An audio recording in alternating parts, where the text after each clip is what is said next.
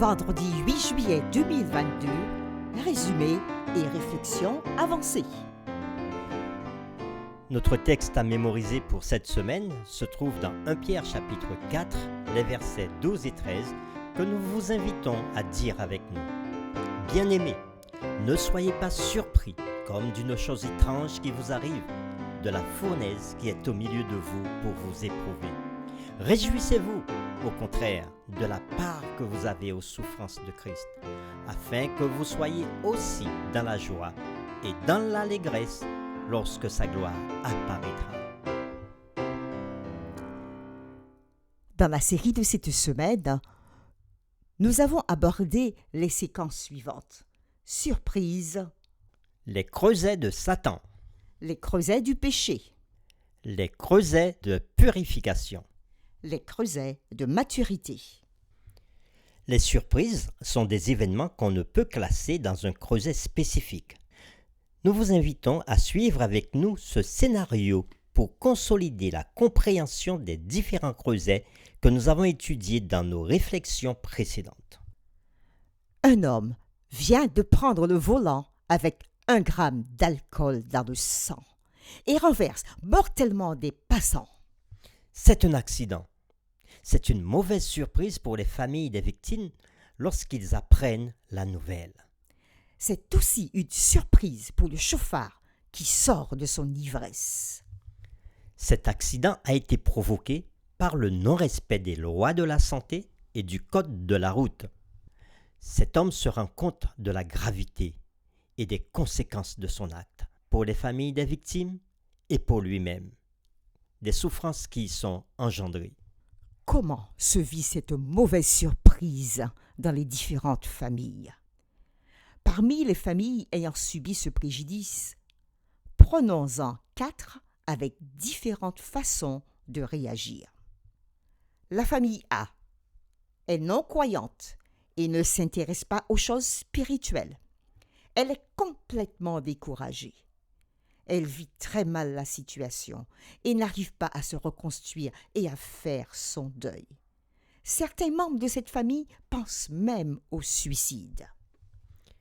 La famille B est croyante sans vraiment avoir de relation intime avec Dieu. Certains membres de cette famille vont voir dans cette tragédie un appel à se rapprocher de Dieu, tandis que d'autres vont remettre Dieu en cause en disant « Si Dieu prend soin vraiment de nous, pourquoi a-t-il permis cela ?» La famille C est croyante, nourrissant une relation intime avec Dieu. Certains membres de cette famille, en s'appuyant sur leur foi et les promesses de la parole de Dieu, ont pu faire leur deuil. Ils voient dans cette épreuve, quoique difficile, une situation qui les amène à l'acceptation et qui les font grandir.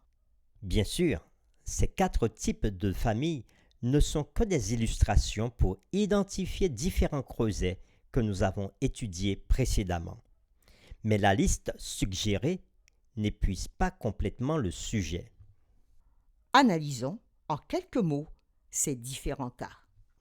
Premièrement, toutes les familles subissant cette tragédie, et le conducteur aussi, se retrouvent dans la souffrance causée par Satan et le péché.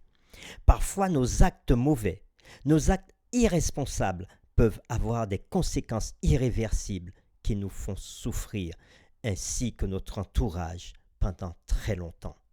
D'où l'importance de prendre conscience des habitudes de vie que nous avons avant que n'arrive le malheur. Deuxièmement, le chauffeur qui a causé cette tragédie et certains membres des différentes familles peuvent, à partir de cet événement, avoir une occasion de se remettre en question, avoir une nouvelle vision de leur vie et changer de voie. C'est le creuset de la purification. Troisièmement, les membres de la famille C qui ont vu dans cette épreuve une occasion de les faire grandir en passant par l'acceptation de ce qui pourrait être l'inacceptable sont aussi dans les creusets de maturité. Ils vivront tous les jours avec l'absence de leurs proches, mais comptent sur la grâce de Dieu pour leur permettre d'avancer et de dépasser cette souffrance. Nous avons pris ces illustrations pour plus de compréhension de notre étude sur les creusets.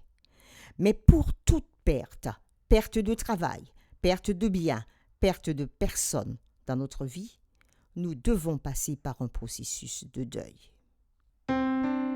Après ces différentes études sur la souffrance dans des creusets, nous voulons te dire, quelle que soit ta situation, là où tu te trouves, si le malheur t'a frappé par surprise, sans que tu en sois le responsable, rappelle-toi que le bon berger est ta ressource et ton protecteur.